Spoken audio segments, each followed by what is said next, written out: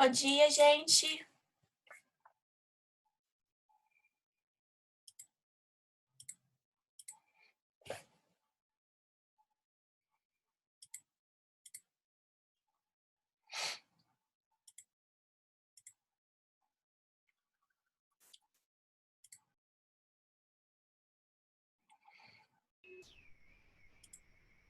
Bom dia, pessoal.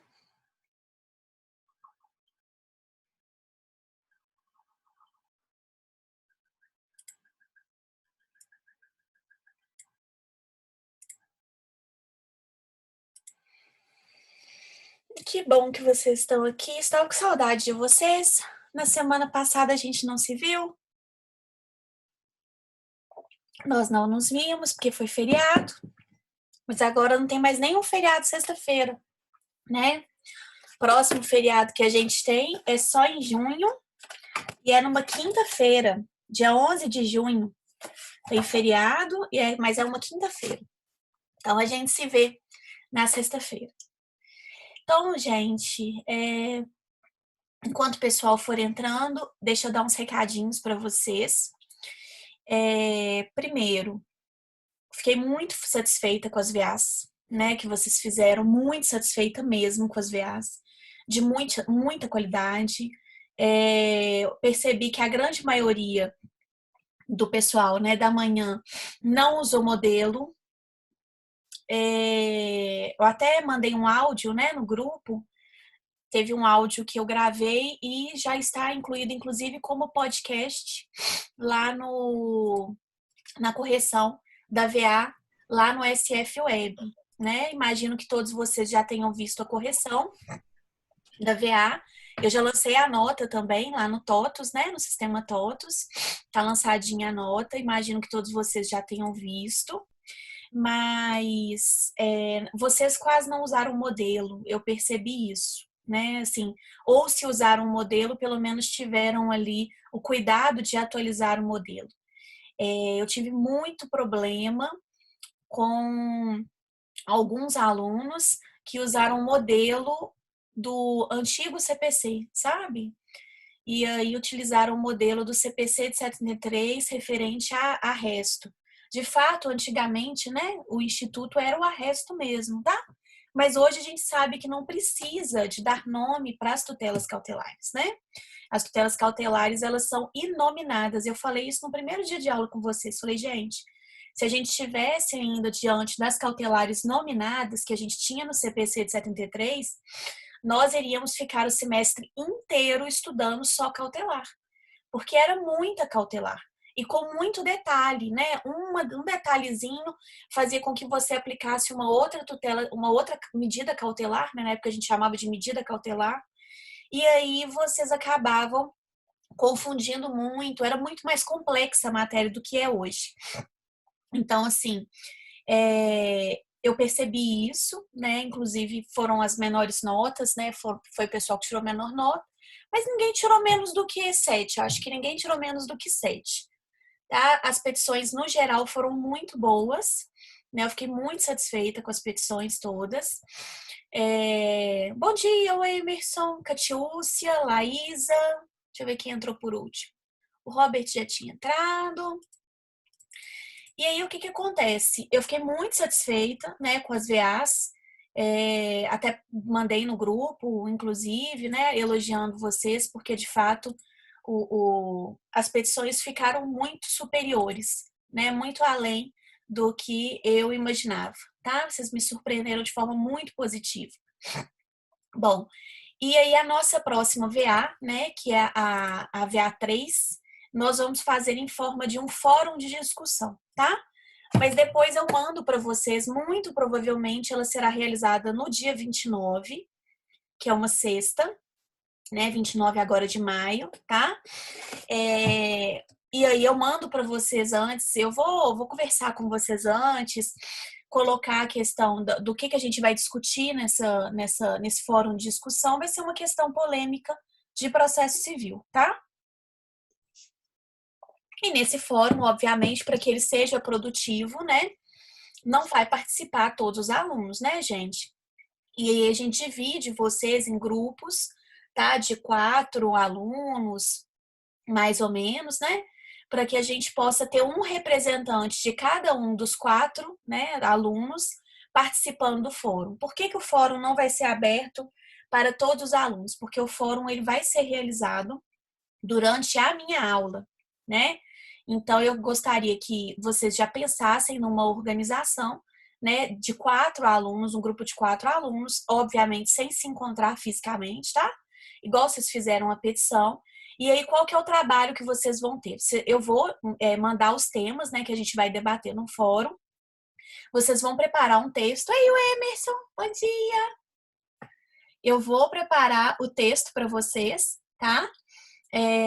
Do que é que vocês vão mandar e tudo, né? O tema para vocês. Vocês vão elaborar um texto para mim, postar esse texto e a gente vai fazer a discussão em cima desse post. Ah, professora, é um texto grande, é algo trabalhoso? Não, gente. Como é um fórum de discussão, a gente não pode ficar postando texto enorme, não, né? A gente ficar postando uma lauda, só o trabalho que a pessoa vai ter de ler uma lauda de texto para poder comentar o outro, e aí não vai ser algo assim rápido, né? Então, eu gostaria que vocês resumissem em mais ou menos meia lauda, né, o tema, porque a discussão em si ela vai se concentrar no dia do fórum, tá? E aí a construção desse texto, né, desse texto aí de meia lauda vai ser feita por todos vocês, tá? Em grupos, mas a discussão no dia ela vai se concentrar em alguns alunos, né? Um aluno que vai ser escolhido aí por cada grupo para poder fazer a discussão no dia, tá? É bem interessante, eu já fiz essa atividade antes, fiz ainda na época do sistema aula, né? Do antigo sistema aula. A gente tem essa funcionalidade dentro do SF Web e nós vamos fazer dessa forma, tá? E aí depois eu dou mais detalhes para vocês, tá? Então eu vou fazer a avaliação de vocês em duas frentes. A primeira frente é a parte escrita, que é construída pelos 4 alunos, e a segunda frente é também a participação no dia do fórum, né? A postagem desse texto e a participação no dia do fórum, tá? Vai ser bem legal, prometo para vocês. Com relação à prova, né? Porque vocês já sabem, ela vai ser realizada via SF Web. Eu mandei para todos os representantes de turma uma sugestão de data, que seria no dia 22. A semana de realização das provas iniciais vai do dia 20 até o dia 26, tá? E aí, então, como eu dou aula para vocês na sexta-feira, na verdade, sexta-feira, eu sugeri a data do dia 22, para que nós fizéssemos essa nossa prova, tá? Nossa avaliação, gente, é a mesma avaliação que vocês fariam no presencial, que já está pronta desde o início do semestre, né?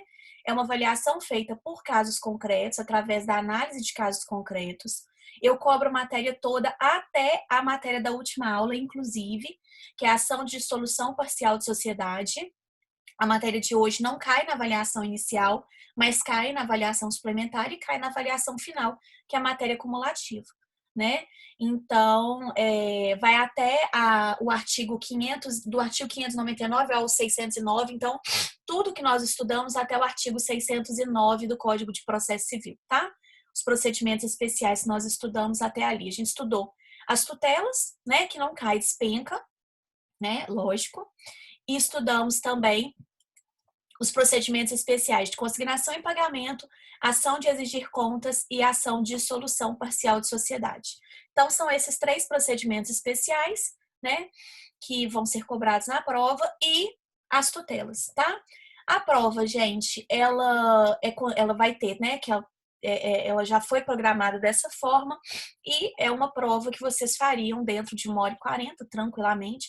Na verdade, né, vocês já foram meus alunos e sabem que a grande maioria de vocês costuma terminar minha prova com 40 minutos, 50 minutos.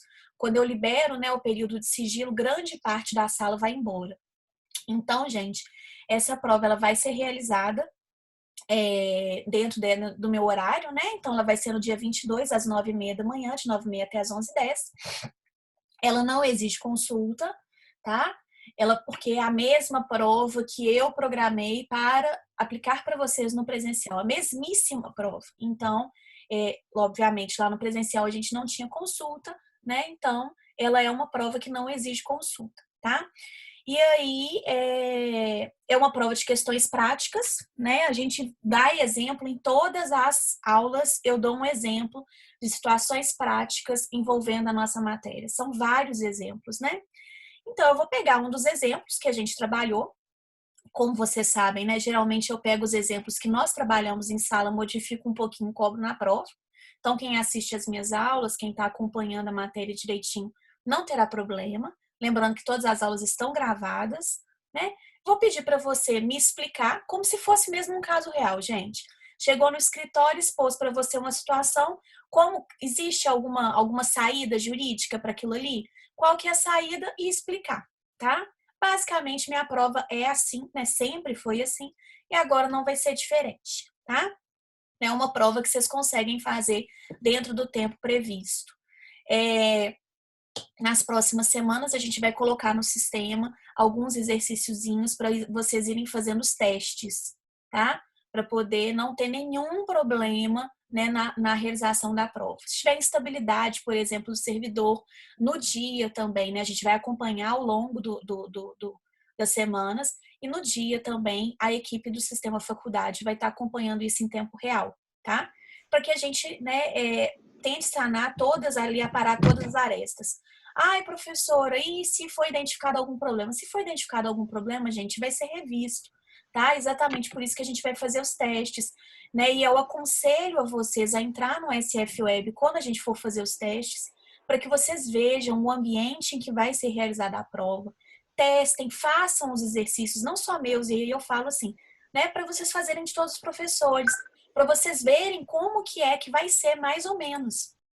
Porque, né, se vocês não fizerem esse teste antes, deixarem para fazer na hora da prova, pode surgir uma dúvida e na hora da prova fica mais difícil da gente poder saná-la, tá?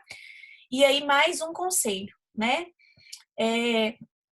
Não é porque é uma prova, e eu sei, né, disso, eu não sou boba, claro, né, gente? Vocês vão fazer essa prova em casa, em qualquer lugar, vocês conseguem fazer a prova até do celular, porque o sistema ele é bem tranquilo de mexer até no celular.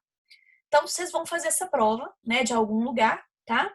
E é lógico que vocês vão ter outros materiais que vocês não teriam, né, nas mãos de vocês, se fosse dentro de sala de aula, tá? Vocês vão ter o meu material que eu mando para vocês, vocês têm o código, vocês têm o livro do Daniel Amorim, que eu cheguei a mandar no grupo assim que nós começamos o ensino remoto. Vocês têm outros livros, outros materiais, vocês têm internet, tem tudo isso. Então, assim, um conselho, tá? Não substituam o estudo pensando que vocês podem utilizar essas funcionalidades, esses recursos. Por que eu estou dizendo isso, gente? Porque eu já passei por isso. Quando eu fiz a OAB, né, lá em 2008, tá? Que eu fiz a primeira fase da OAB, em 2009 eu fiz a segunda fase. Na época que eu fiz a OAB, podia levar um livro, uma mala de livro, tá? Para a prova. Porque a prova ela era feita com consulta. A única coisa que não podia levar era o livro de prática, mas o resto você podia levar qualquer livro. Que não fosse código comentário também não podia, né? Ou podia, não podia, código comentário podia também. Podia todos os livros, só livro de prática que não podia, tá? Então eu levei uma mala de livro. Se eu não tivesse estudado antes, eu não saberia nem aonde consultar a matéria. Então, assim, como eu acredito que seja uma primeira experiência que vocês estão vivendo de poder fazer uma prova, né, tendo à mão esses livros, podendo, né, consultar, embora a prova seja feita sem consulta, tenha sido elaborada para ser feita sem consulta, é claro que vocês vão poder consultar, né, gente? Vocês vão estar em casa. Lógico que vocês vão pegar, se tiverem dúvidas, vão pegar o material e vão ver, claro, né? Eu não sou boba de achar que vocês não vão fazer isso, lógico, tá? E, né, assim, isso possibilita, a prova em ensino remoto possibilita isso, tá? Mas o que eu quero deixar para vocês é o seguinte, não é porque vocês podem fazer isso que vocês vão deixar de estudar. Por que é que eu tô dizendo isso, gente? Porque se vocês não estudam, vocês nem sabem aonde vocês vão consultar.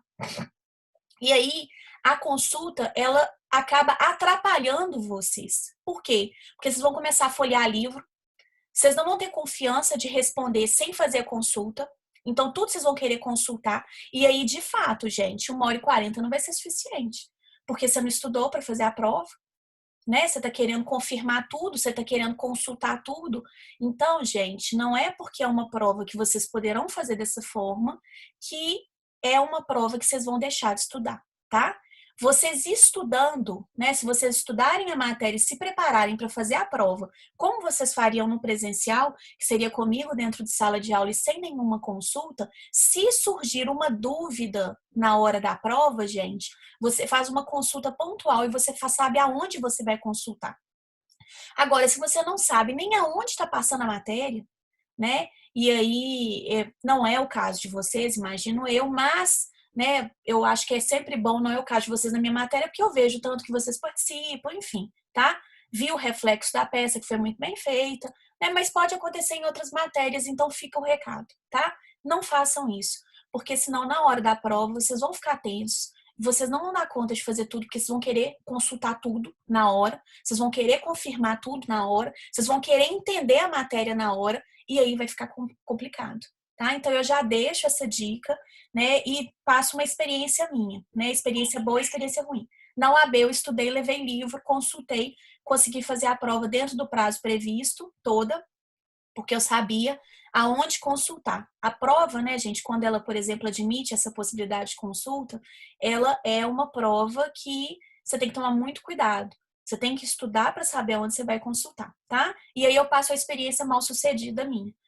Vocês não foram meus alunos de processo civil 1, né? Porque eu estava de licença maternidade, mas todas as vezes que eu lecionei essa matéria, eu passei isso para os meus alunos. Na minha primeira prova de processo civil 1, na época da graduação, eu tirei 3 em 25. 3, tá? Em 25 pontos, né? E aí, gente, por quê? Porque eu tive muita dificuldade com o processo, né? Isso se tornou um desafio para mim, tanto que hoje eu leciono a disciplina. Porque eu trabalhava na época, eu chegava muito cansada na faculdade, e aí, como era uma matéria que eu não conseguia entender, que eu não via, né, na prática, para mim, enfim, gente, eu tive muita dificuldade, tá? Muita dificuldade mesmo, né? Eu só fui entender processo quando eu fui estudar e aí quando eu fui fazer estágio, as coisas assim, elas foram clareando, por isso que eu dou muito exemplo prático para vocês tentarem, né, assim, ver a matéria na prática, porque eu acho que fica muito mais fácil de entender. E aí, o que foi que aconteceu, gente? Na primeira prova, essa que eu tirei 3 em 25, a minha professora de processo civil, ela deixou a gente escrever numa folha de papel, ofício, o que a gente quisesse, tá? O que a gente quisesse. Qualquer ponto da matéria. E a prova ainda era feita com consulta ao vadimeco. Nossa, professora, mesmo com consulta, você tirou 3? Foi, tirei 3, tá? Por quê? Porque eu não sabia nada. Porque eu estudei de forma superficial, eu já não estava prestando atenção nas aulas, e aí, assim, gente, não deu, né? Não deu. Eu fui, anotei as coisas na folha, mas o que eu anotei na folha eu não consegui entender. Então, assim, é uma experiência que eu tive de não ter me preparado para fazer uma prova com consulta e aí acabou que não deu certo. Então, fica mais uma vez. Estudem, se preparem para fazer a prova como se vocês fossem fazer a prova de forma presencial, sem qualquer tipo de consulta. Por quê? Porque se vocês tiverem que fazer consulta, se vocês quiserem inclusive confirmar cada questão que vocês fizeram na prova, gente, é muito mais fácil, você tem muito mais segurança porque você sabe aonde confirmar. Se você não estudar e deixar para ver o que vai acontecer na hora da prova, vocês vão se enrolar. Vocês vão ficar desesperados, vocês vão ficar ansiosos, vocês vão começar a ficar folheando o livro de um lado para o outro. Então, assim, estudem e se preparem para fazer a prova como se ela fosse feita no presencial, sem qualquer consulta, tá? E aí, pontualmente, se vocês tiverem alguma dúvida, é claro que vocês vão consultar, né? Óbvio. É uma prova de interpretação de texto, né? É uma prova de interpretação, na verdade, né? Eu vou julgar um caso concreto para vocês lá e vocês vão me responder, dentro daquele caso, a análise possível, tá? É uma prova que é autoral, como todas as minhas provas, eu não tiro questão da internet, né? Eu crio as questões da minha cabeça, tá? Então, assim, não adianta nem tentar julgar na internet a questão, porque vocês não vão achar a solução, né? E é uma prova dentro do que a gente está estudando, gente, né? Então não entrem em pânico. Nas próximas semanas nós vamos fazer o teste para poder ficar tudo adequado, tudo direitinho. Sugiro que se vocês ainda, né, tem alguma matéria que não está em dia, né, coloquem a matéria em dia na medida do possível, né? A época da quarentena é uma época complicada, principalmente para quem tem família em casa, né? Eu sei disso, mas pelo menos nos horários em que vocês, né, em tese estariam na faculdade, ver se vocês conseguem se organizar para poder manter o estudo de vocês. Isso é muito importante, porque quando a gente está em casa direto, gente, a gente acaba misturando, não tendo horário para poder fazer nada. E a organização de vocês nesse ponto, ela é primordial para que vocês consigam, né, manter a sanidade também nessa época em que a gente fica só em casa e trabalhando o tempo inteiro, né? Principalmente quem tem família, que, né, fica o tempo todo, você trabalha da hora que você acorda até a hora que você vai dormir. Eu falo isso por mim. Eu trabalho, né, dando aula e com o núcleo de prática jurídica também, auxiliando os alunos, né, nas demandas mais diversas possíveis. E ainda tem a casa, tem tudo. Então, se a gente não organiza, né, eu tenho uma filhinha pequena, se a gente não se organiza, a gente surta. Né? E eu não quero que vocês surtem na quarentena. Eu quero que vocês fiquem bem, porque quando tudo isso acabar, e vai acabar, né, a gente vai poder se encontrar e ter nossa rotina normal. E vocês precisam de manter a sanidade para que isso aconteça, tá? E aí, qualquer dúvida que vocês tiverem, pode me perguntar. Me pergunta no grupo, professora, é uma dúvida muito particular e tudo. Me pergunta no privado, não tem problema. Né? Eu respondo assim, sem qualquer problema, tá? Não deixem a matéria de vocês acumular. Então, a matéria vai até o artigo 609, tudo que nós estudamos até o artigo 609, né, do Código de Processo Civil. Eu vou colocar aqui, gente, no chat, tá? Que aí vocês passam para os colegas de vocês. Professora, por que é que você restringiu a matéria? Porque eu acho que fica mais fácil de vocês estudarem. E porque... Deixa eu ver aqui o artigo da consignação em pagamento, que eu não lembro ele de cor, não. E porque a nossa matéria é grande, né? Então, eu acho que é bom a gente dar essa delimitação, que fica mais fácil, vocês ficam menos perdidos. Gente, alguma dúvida? Algo que eu possa ajudar vocês antes de nós começarmos a nossa aula?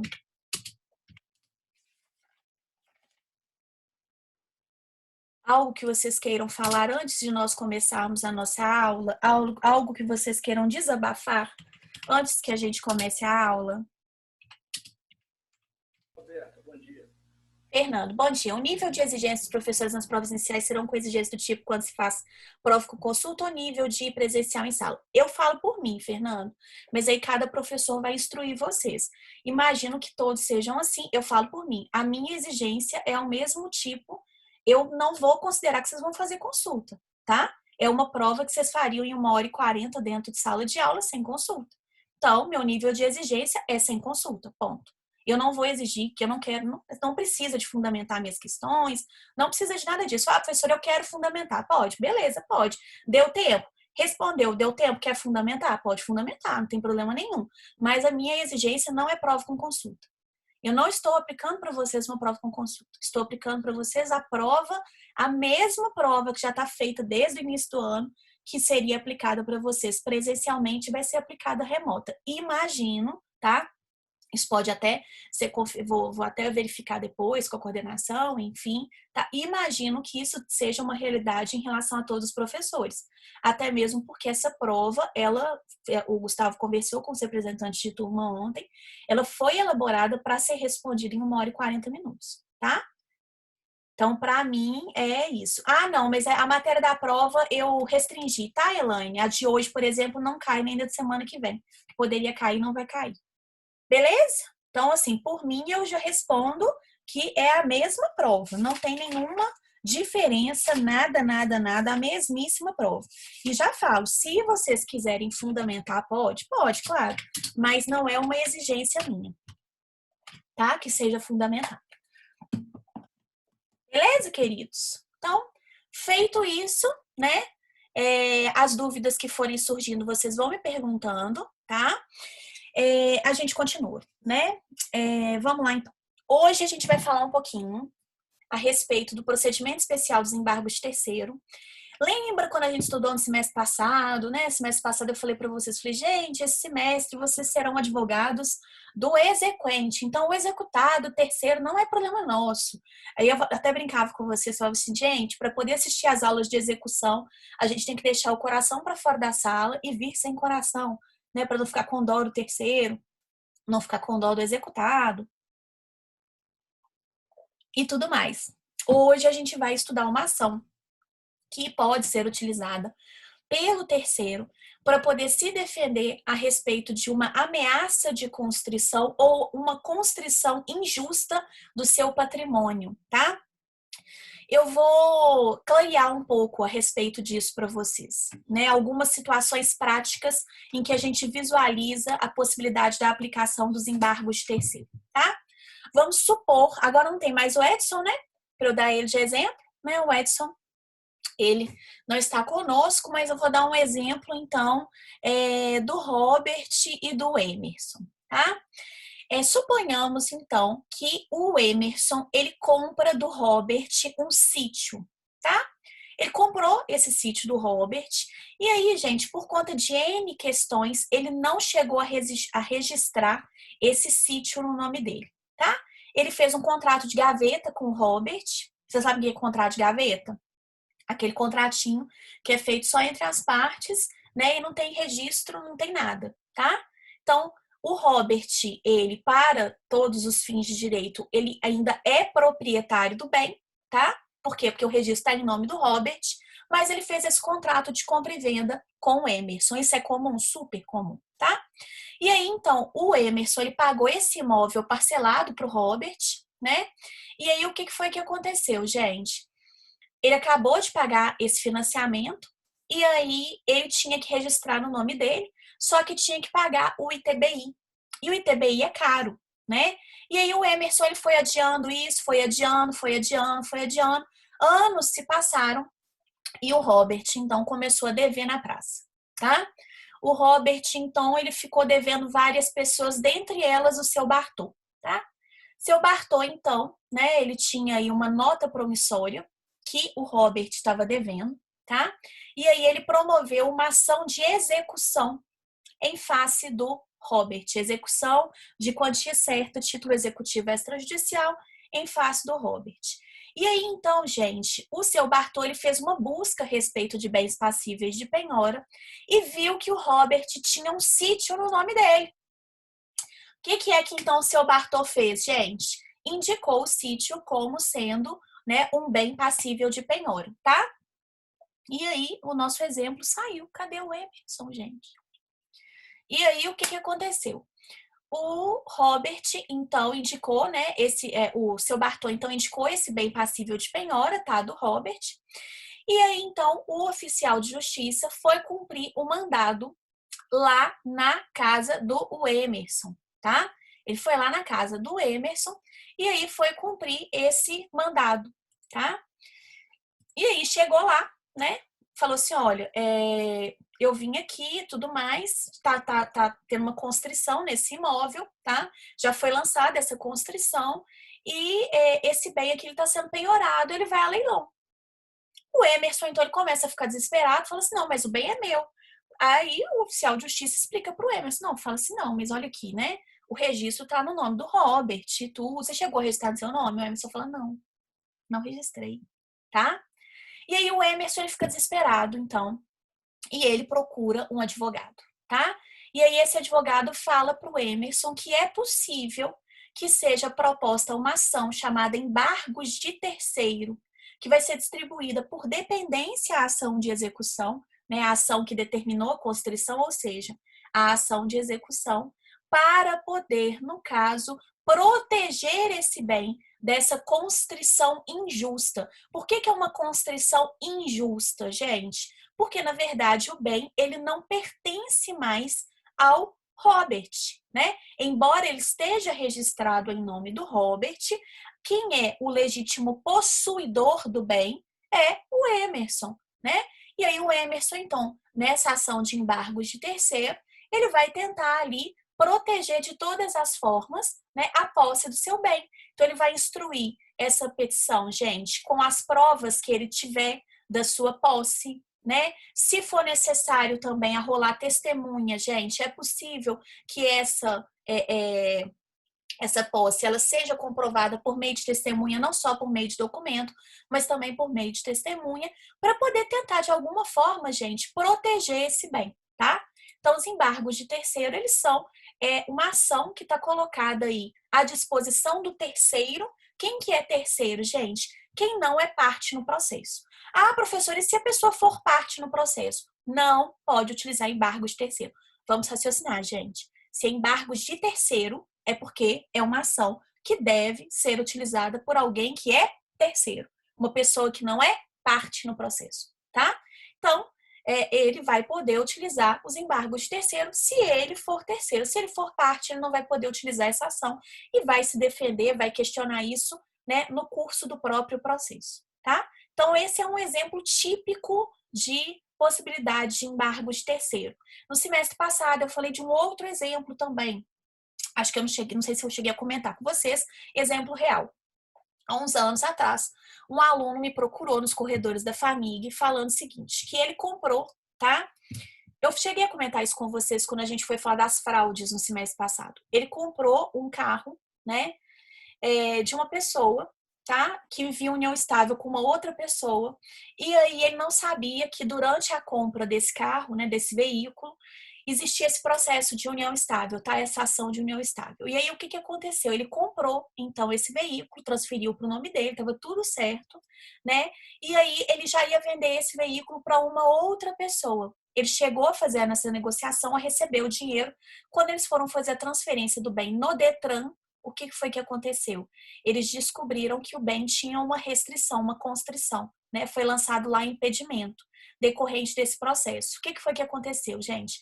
Nesse processo, né, que estava envolvendo aí essa união estável, ficou determinado que o veículo que foi vendido para o meu aluno, ele tinha sido dado para a companheira, para a mulher, né, no processo lá de união estável.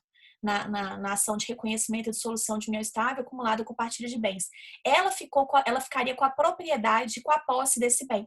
Só que esse bem já tinha sido vendido no curso do processo para o meu aluno. Né? E aí, o que foi que aconteceu? Quando o meu aluno foi tentar vender para uma outra pessoa, ele viu essa constrição. E aí ele me perguntou: o que eu faço, professora? Eu falei assim: a primeira coisa que você vai fazer é entregar o dinheiro da pessoa que comprou, tá? E desfazer a compra. Porque até que você consiga resolver isso por meio de uma ação de embargos de terceiro, até que você consiga ajeitar isso, você não pode prejudicar a outra pessoa. Então, devolve o dinheiro para ela e tenta ver se você consegue defender, né, a sua posse legítima, né, a sua propriedade até mesmo do bem, porque foi transferido para ele, né, dessa injusta constrição. Tenta, tá? Para ver o que vai dar. Aí ele até me perguntou, falou assim, mas professora, quais são as chances que eu tenho? Eu falei assim, olha, não tem como eu te falar, né? Tem como falar, gente, cada caso é um caso, né? Como é um processo que era uma ação de dissolução de união estável, que é uma ação que tramita em segredo de justiça, enfim, eu acho que talvez ele tivesse alguma chance. Por outro lado, né, foi determinado que a companheira ficasse com esse carro. Então, o que eu acho que aconteceu? Muito provavelmente ele perdeu esse bem e teve que entrar na justiça contra o cara que vendeu para ele para poder ter o dinheiro dele de volta. Mas ele tentou se defender, né, defender o seu bem dessa injusta constrição através dos embargos de terceiro. Então, são algumas aplicações práticas da matéria, tá, gente? É algo super comum. Por quê? Porque muitas pessoas compram e não registram no nome. Né? Então, pode acontecer da constrição ser lançada indevidamente, tá? Pode acontecer de você ter uma ameaça de constrição também. Uai, professora, quer dizer que, vamos supor que o seu Bartô, quando ele foi determinar, né, naquele exemplo que a gente deu do Emerson e do Robert, tá? O seu Bartô, ele pediu a penhora do bem e antes mesmo dessa penhora ser feita, o Emerson ele ficou sabendo porque a Marcele, né, ela trabalha junto com o seu Bartô e conhece o Emerson. Falou assim, o Emerson, o negócio é o seguinte, o sítio que você comprou do Robert vai ser penhorado, tá? Vai ter essa ameaça de constrição aí, viu? Então, se eu fosse você, eu já dava um jeito. É possível, então, a propositura de embargos de terceiro preventivos, professora? É possível, tá? É possível, então, que a gente ingresse na justiça com essa ação de embargo de terceiro, gente, quando essa constrição já tiver sido realizada ou quando você souber que ela vai se realizar. Então, é possível quando a constrição já tiver acontecido ou quando você tiver uma ameaça de constrição, tá? É possível que isso aconteça. Beleza, até agora, gente, conseguiram visualizar situações em que é possível os embargos de terceiro, né? A gente falou diversas situações como essa lá no último semestre, quando a gente estava falando a respeito da questão da execução. Eu cheguei a comentar com vocês algumas situações. Isso é super comum, tá? Muita gente não registra no nome, e aí às vezes a pessoa que vendeu morre, enfim, dá vários problemas. Vocês devem conhecer algum caso assim, provavelmente, até dentro da família da gente, a gente conhece umas situações assim, né? Então, gente, aí eu coloco para vocês lá no desafio, quem tiver com a minha aula escrita aí em mãos, né? Eu coloco quem pode ajuizar embargo de terceiro, né? Aquele que sofreu uma constrição ou uma ameaça de constrição injusta e não for parte no processo, tá? Aí, vou fazer uma pergunta capciosa para vocês, tá? Se por um acaso, gente, vamos supor que a Elaine, ela, ela é credora do Fernando, tá? E aí ela descobre, então, antes mesmo de ajuizar a ação, ela descobre, tá, que o Fernando vendeu, tá se desfazendo dos seus bens a ponto de querer ficar insolvente, né, de se tornar insolvente. Ele vendeu um carro para Laísa, tá? E com a venda desse veículo, ele ficou insolvente, ok? E aí, então, qual que é, como é que a Laísa, né? Ela não estava sabendo de nada, ela não sabia dessa dívida, ela não sabia que ela vendeu, que esse carro que tinha sido vendido para ela, foi vendido para que o Fernando ficasse insolvente. Ela é terceira de boa fé, tá? Ela comprou esse veículo, não tinha nenhum processo em trâmite, nada disso. E a Elaine, que é credora, então descobre que aconteceu, né? Essa venda e que com essa venda o Fernando ele ficou insolvente, tá? Como que é que a Laísa ela vai tentar proteger, se proteger nessa situação, gente? Como que ela vai tentar se proteger nessa situação? A Elaine então move uma ação, né? Como que é que a Laísa vai tentar se proteger nessa situação? Qual que é o tipo de ação, primeiro, né? Que a Elaine ela vai mover contra o Fernando e a Laísa. Que nós estudamos no semestre passado. Não tem processo em trâmite, a pessoa ela tenta se desfazer do seu patrimônio para poder ficar insolvente. Tem o dolo e a fraude. Qual que é, gente? Configura isso, qual situação? Exatamente, Laísa. Muito bem, tá? Fraude contra credores. Aí na fraude contra credores, gente, qual que é a ação que ataca a fraude contra credores? Como é que chama a ação? Pode abrir o microfone e responder, gente, como se fosse na aula nossa. Pauliana ou revogatória. Perfeito, Robert. Na ação pauliana, gente, o que vai acontecer? O Fernando e a Laísa serão réus. Se você é parte no processo, gente, você pode usar embargo de terceiro? Não. Então, a Laísa, para ela poder proteger, né, esse bem dela dessa constrição, o que ela vai fazer? Ela vai fazer a contestação na ação pauliana. Muito cuidado, a gente falou disso no semestre passado, e eu já vi muitas questões, inclusive de concurso público. Ai, mas que bom, Charles, que bom que você sabe, tá? Fico feliz. Eu já vi muitas questões de concurso público nesse sentido, bem capciosas, tomem cuidado. Eu vou encerrar essa transmissão e já vou mandar o link da próxima, que a gente está no último minuto, tá? Vou mandar para vocês agora, tá, gente? Não foge, tá? Eu tô vendo todo mundo que tá aqui, todo mundo entra aí, tá bom? Beijo. Vou mandar agora lá no grupo. Beijo.